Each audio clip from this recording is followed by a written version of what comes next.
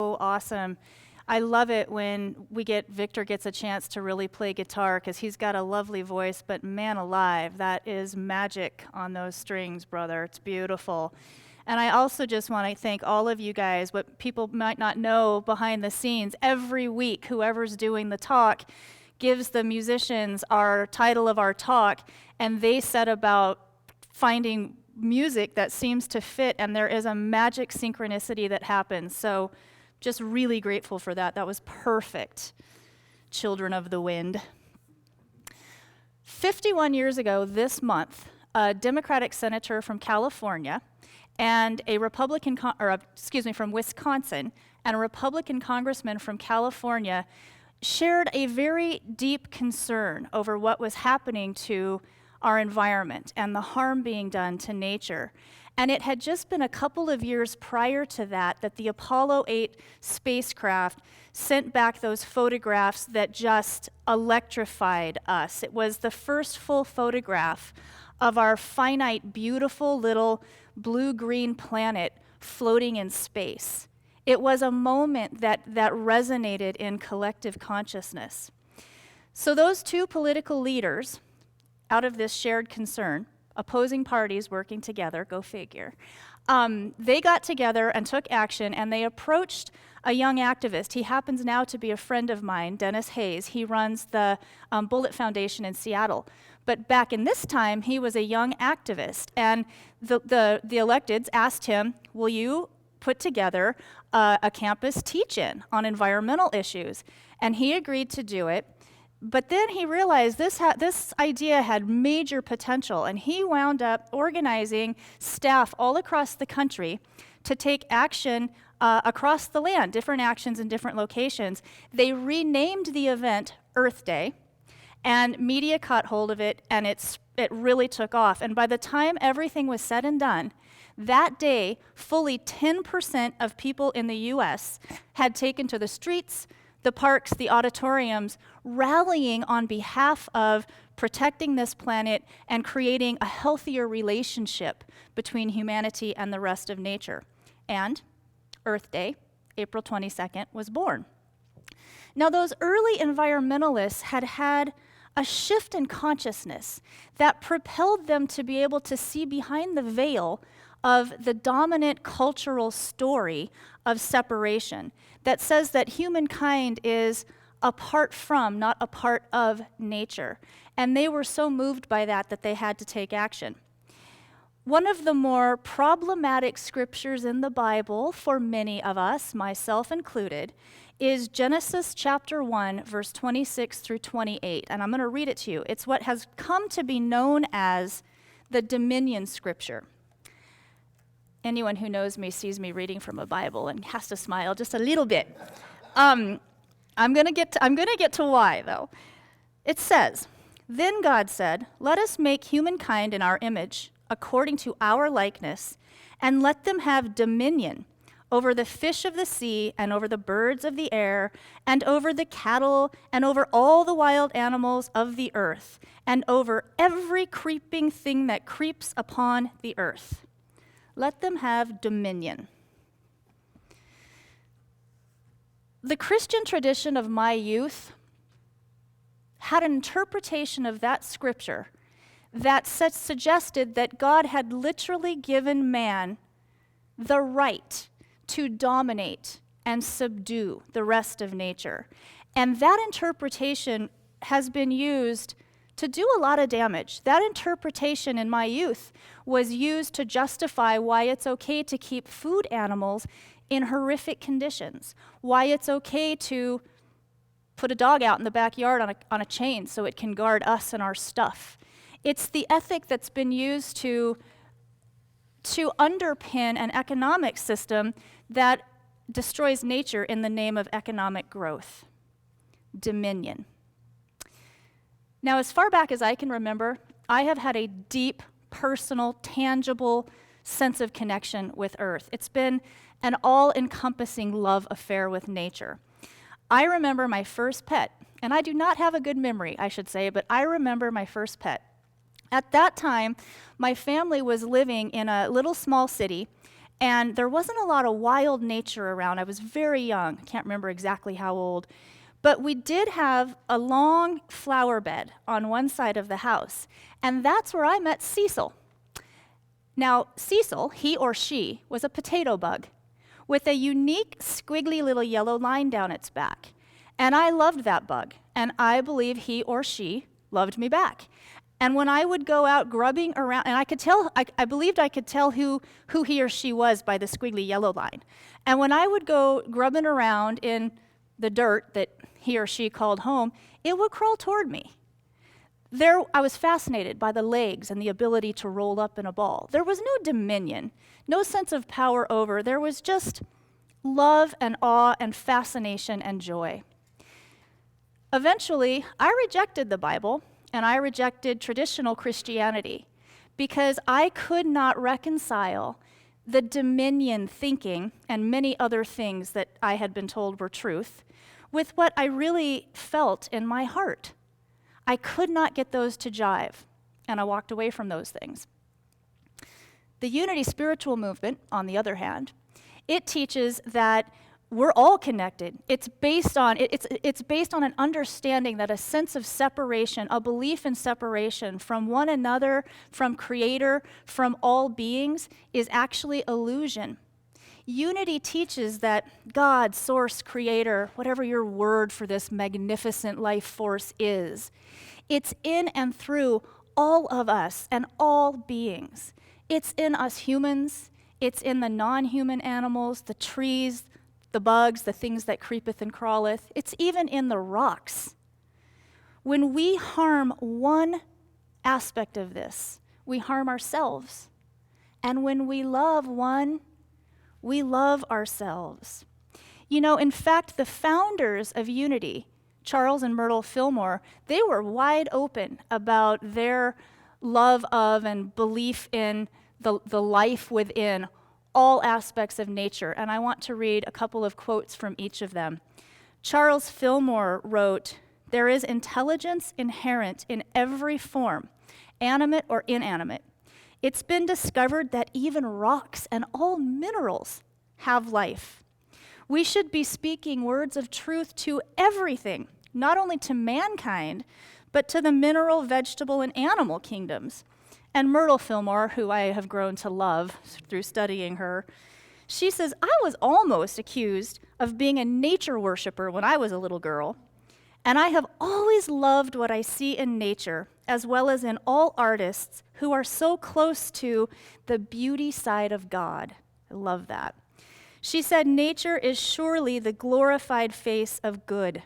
See the beauty about you, and you do see the manifestation of infinite mind." And it's noteworthy that the Fillmores adhered to a vegetarian diet. Just pointing that out. Dominion. My ears sharpened to points, electrified, when, through Unity teachings, I first glimpsed the metaphysical interpretation of Genesis 1:26 through 28. Charles Fillmore described dominion as an inner state of consciousness that we can reach through mind discipline that comes when we realize our oneness and connection. That's dominion.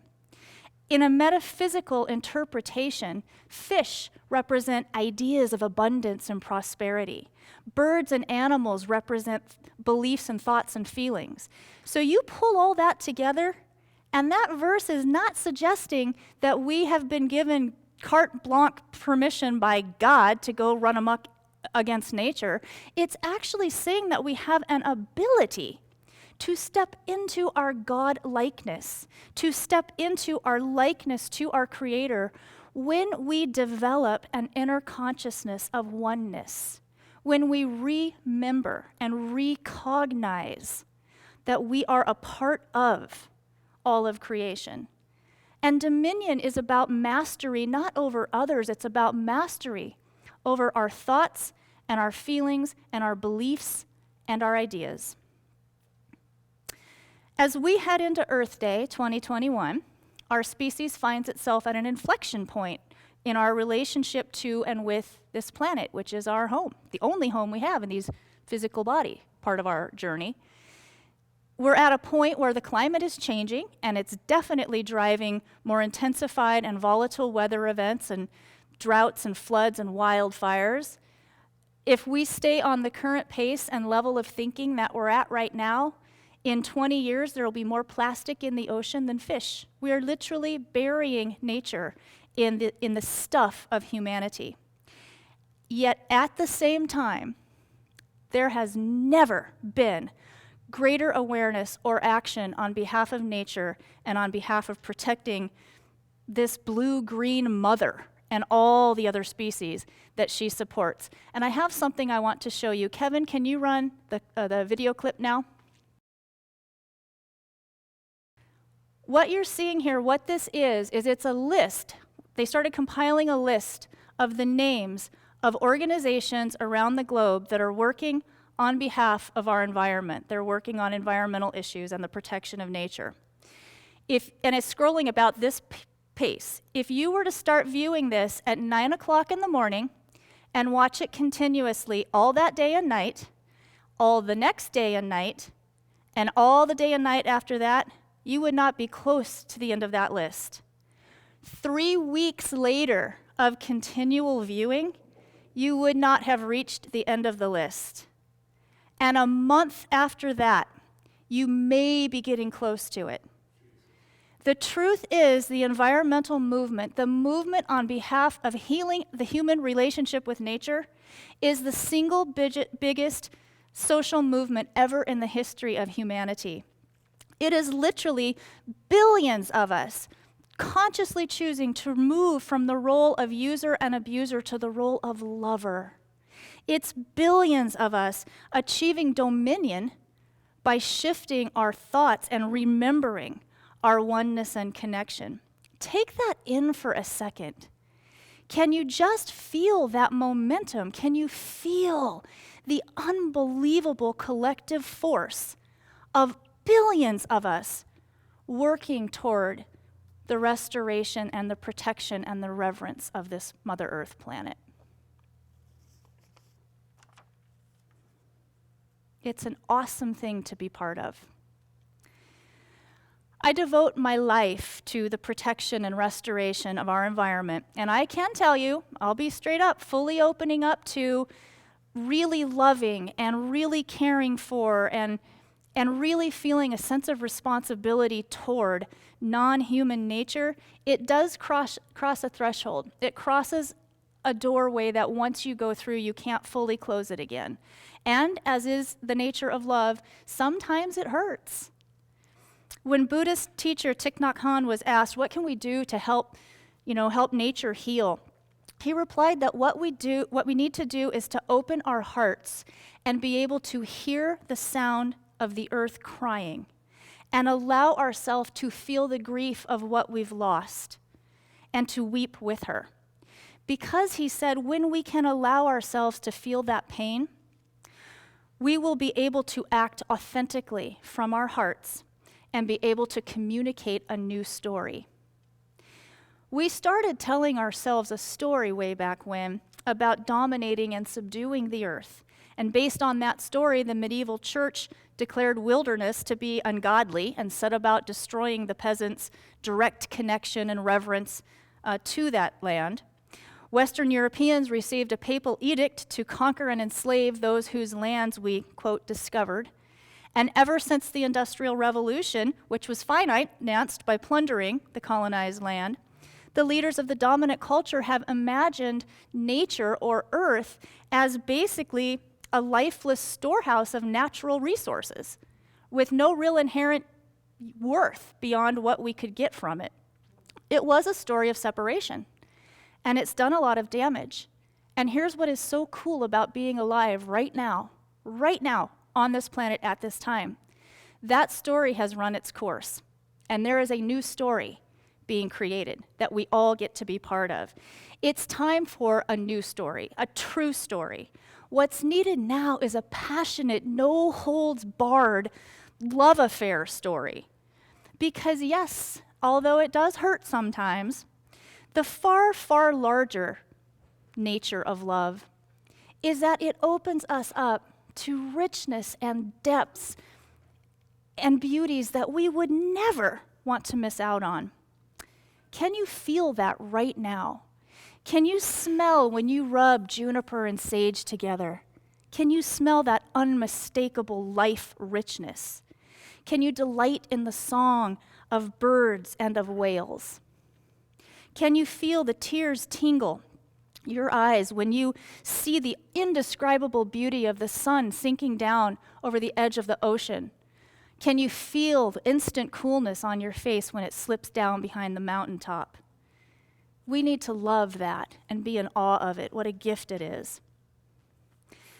I sometimes get accused of being a tree hugger. And you know what I say to that? Abso-flippin-lutely and twice on Sunday. And sometimes, that's right, I got an amen. Sometimes they hug me back, and it is wonderful. That's right, I'm preaching. This week, Unity Community of Central Oregon, we kick off our Season of the Earth series. Between now and the first week of June, we're going to be implementing a whole bunch of earth and environmentally related events, and we'll give you some specific details in the announcements in just a moment. And each Sunday, the talks from here on out, myself and many others, will have a nature wisdom, as well as some of the awesome Unity principles that do indeed help us to gain dominion over our thinking and our feeling and mastery over our thoughts and beliefs. And I just invite you to dive deeply, deeply into this glorious season of the earth with us and join in sending love and hope and thoughts of healing to our beloved Pachamama, Mother Earth. You know, the fifth of Unity's 5 principles is action. It's not about just sitting there knowing about it. It's like Morpheus said in The Matrix, there's a difference from knowing the path and walking the path. So this is a season of walking. This is a season of earth and a season of walking our talk, and we're asking you to step up and take action. Our Earth Care team is going to be providing many resources and events, educational information, supporting action all along the way. We ask you just to join us. We're going to be offering resources to help each of us improve our personal environmental stewardship as well as our community and collective stewardship. So no matter how many things you're already doing, if you're recycling, recycle better. We're going to have a wonderful presentation, kind of a very eye-opening presentation about what actually can and cannot be recycled. And you know, think about buying less stuff, avoiding plastic, hug a tree, feel her hugging you back. And twice on Sunday. And you know, you don't need to go into deep wilderness to feel this love affair. I want to share I think it's the first time I've ever shared one of my own little poems in public, but I got inspired by this just in a moment of reverence in my little backyard as she was quickening into spring. And I call this Backyard Love Affair. Bright sun glints from needles and vine, cool breeze kisses skin, plays gentle tune on chimes. Tall, thick green, home to flocks in layered concert. The guardians sway above, sheltering, shedding, dripping amber. Nooks, crannies, and knotholes made nurseries. The tiny musicians vie, lie, and sometimes die within. All of it feeds me, seeds me, calls me out of human cell. Freedom to feel, to love, to heal, to be. Something much, much bigger, grander, fully alive. As we embark on our season of the earth, I'm just inviting you to come home to Mother and to protecting her, to grow that romance and deepen that love affair. We are such lucky, lucky, lucky spiritual beings having a human experience on this particular glorious, indescribably abundant and magnificent planet. This month, there are going to be collective actions all across the globe. All those organizations that you saw that are still scrolling. And we now know that this collective consciousness, shared intention, the group meditations, the prayer vigils, even the collective political actions that are going to be happening together, there is tangible material effect that comes from when we combine collective energy. So I just encourage you to Step into that. In the field of possibility, there is right now in this moment the possibility for an evolutionary step in the collective consciousness of humanity that could bring us into a healthier relationship with this planet that we all actually love. Human. The root of the word human is humus, which means of the earth or ground. We as humans are not apart from. We are a part of the glorious creation expressing as and on this beautiful Mother Earth. Every single day on this earth is literally Earth Day. May you celebrate, enjoy, protect her, and just really feel the connection and the oneness. Namaste.